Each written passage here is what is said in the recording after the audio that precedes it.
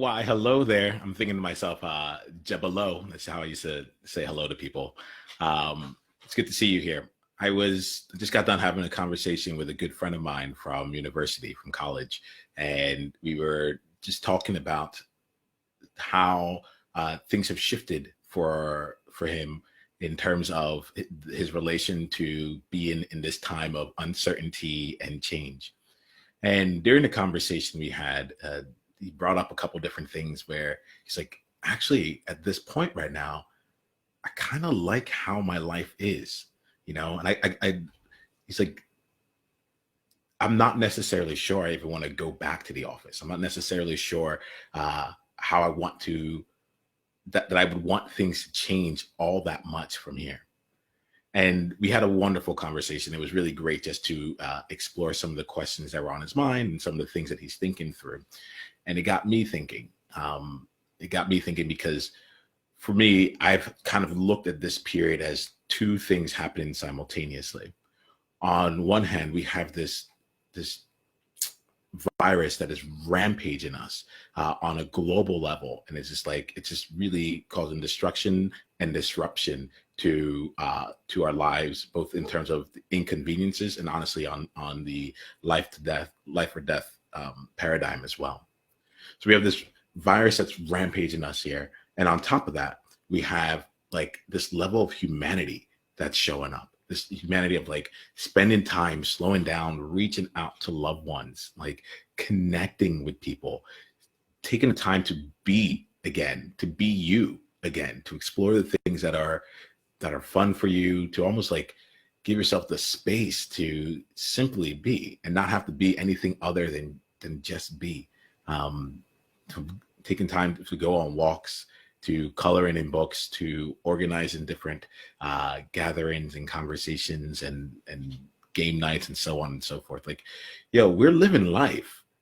We are really living life at this time, and it's it's really, I feel it's important to call that out because it's juxtaposed on this incredibly this awful virus that's really rampaging us simultaneously.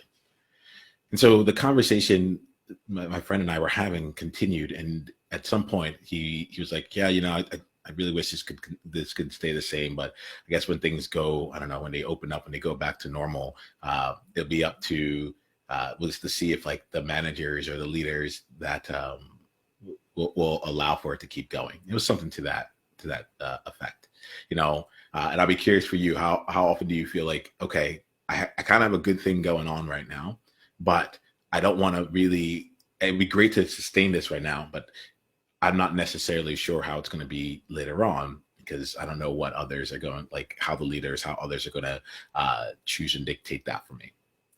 And to me, right there, like that's one of the big areas where I just want to like just slow down and just like give us a different way of looking at this. Because from my standpoint here, I'm someone who's constantly going to the future, trying to see what it is that we would create. How would the world look like? And my friends, we have, in a lot of different ways, we have a really good thing going on culturally, from a humanity perspective. And I just want to encourage us to not only just see that there, but to really continue to take agency of our lives. We're at a place right now where we can choose how we're using our time. We're at a place right now where the ways that we enter into conversations are different. The ways that we set up meetings are different. We take time to allow people into our lives and into our homes, and we spend time getting to see how people are. There are a lot of wonderful things that are going on in terms of the way that we are relating to each other, and in terms of the ways that, and they're setting up the foundations for creativity. It's setting up the foundations for people to try new things out and to go and do new things out in the world that might either beyond their normal comfort zone, or actually, like I say, either beyond their normal comfort zone. I was going to go somewhere completely different, but I actually think it might be one and the same, beyond the comfort zone of just being yourself once again and allowing whatever needs to be expressed to come out from you. So my thing here is like, at this point here, you've actually taken some time to get agency and get back into power. If we're talking about being empowered, my friends, we are living it in a lot of different ways. Yes, there are some restrictions on our life. Yes, there are some inconveniences. And yes, there's some real dangers out there in our lives still at this time. And I'm seeing time and time again how people are finding it within themselves to be powerful at this point. So it's been a big shift for me because I'm used to going out and trying to help people see the possibility, help people see what it would be like if they practice self-care, if they crafted their days based on what they needed first, and how they can actually be even more productive, more imaginative, more creative, more I don't know, collaborative. Like just for them to be able to see the benefits of doing things a different way. And it dawned on me during this conversation with my friend that I'm like, oh, I don't need to like talk about this in a hypothetical. I don't need to set a vision of it. If we simply open our eyes and look around, we'll see that it's already here. The thing is then for me, it's not like for me, like the new normal, we're living it. It won't be to this extreme, but it's already here. The questions that come to my mind is not, can we sustain that?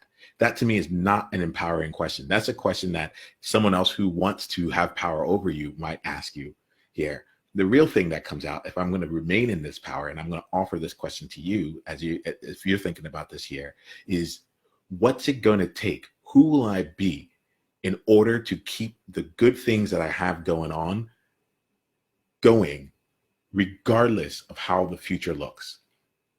I know that regardless of whether we're in person, whether we're virtual, whether I can meet you for lunch, or if I have to be be in a physical room with you for a conversation, I am setting up time to spend time with the people that I love. I'm taking time in my day to rejuvenate myself through walking, through taking control of my schedule, through actually going and pursuing and doing things that I love and enjoy. And to me, that's coming with me one way or the other. Right now, I work for myself, but I think about it from the standpoint of going back into the workplace. And in my mind, I'm like, work will never be the same, right? There are several months ago, people were like, well, what's it going to be like? Oh, companies are going to be disrupted. How are we going to go back to the office? And I was saying to them like weeks ago, I was like, no. Once people look at how much money they're saving by not having to have people come and be physically in the same office, like organizations aren't going back to that. With the investments that organizations are making in technologies like Zoom and other things to allow for global collaborative work to take place, we aren't going back to a world where we were limited by just being in the same physical space with each other. We have this wonderful opportunity and the world ain't going back. And the fun part about this here is that what comes to me is that there's a shift. There's a shift here because there are going to be some people who want to return back to how things were. There'll be some people, and you've kind of seen it. If you're looking around, you might have seen it too. There's some organizations, there's some people, there's some communities, there's some organizations that have taken the culture of what they were doing in person, and rather than refreshing and finding a new and vibrant way that will work in the virtual environment and beyond, they've just worked really hard to translate that into this virtual environment. The thing is, though, now everyone has access to this, right? And so that, going forward, the supply of organizations, the supply of opportunities where people are actually leaning into technology, leaning into giving people space for themselves and to be expressive and to be agents of their own lives. There are more opportunities for those types of experiences to be had on a regular basis.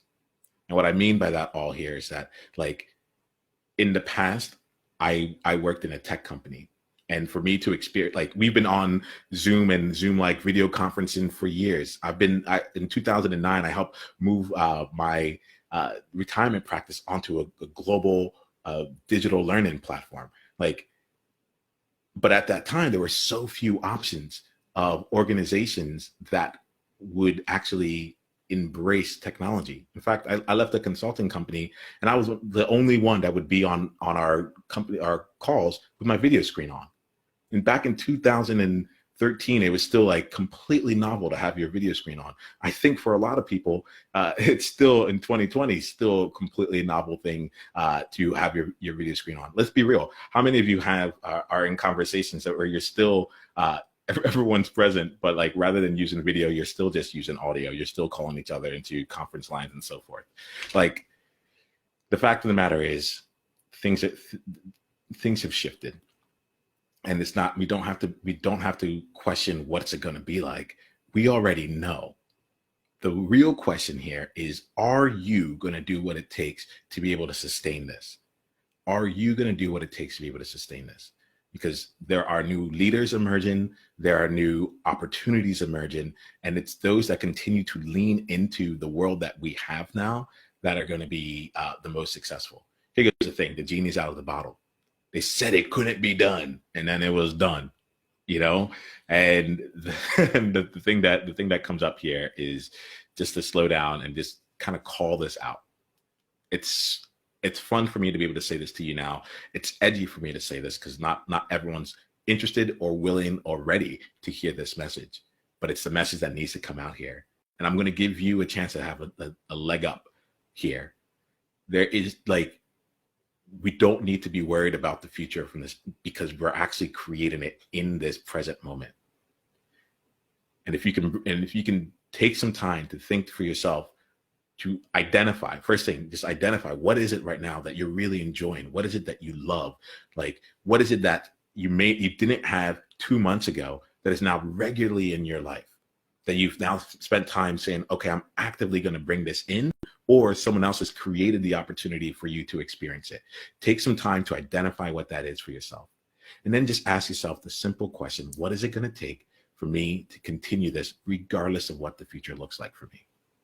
Regardless of what it is. Because at the end of the day, I'm here to help make you COVID proof, help you be future proof, and help you actually champion in the next era of humanity in which we're doing and where we're leading to.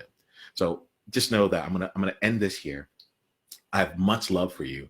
I'm excited for what we can create here. And to do this here, we all need to maintain the agency that we have. We've gotten this wonderful reminder that we're infinitely creative and we have power over our world. Don't give it up. Don't give it back. I don't have to empower anyone. It's so wonderful right now. It's just like, keep what is yours right here and know that together we're already creating a future that's distinct from our past, a future that is distinct from our past. I love you. I see you. I'm excited for what's going on here. You got this, and we got this together. All right.